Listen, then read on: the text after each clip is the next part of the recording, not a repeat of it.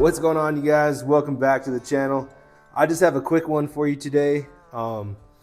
Just something that happened to me that I don't want to happen to you guys. Your saddleman seat. It's got 2 bolts on here. Make sure you Loctite these things.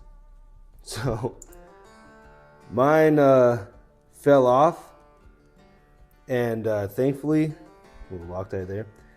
Thankfully, I was moving my bike around in the garage when I noticed it. So you guys might not be that lucky. If you don't make this part of your spring checklist, hop into your garage, pop off your seat, grab the bolts out, throw some blue Loctite on there, red Loctite, whatever you want. Red, white, and blue Loctite, because America. And just make sure you're safe out there. Real easy to do. If you have to do what I did because you lost your seat tab, you can just order this universal seat tab kit from Deadbeat, Saddleman, any of the main top suppliers. But lock that thing down so you don't fall off the back of your bike. And there you go. We're locked in. We're ready for the season.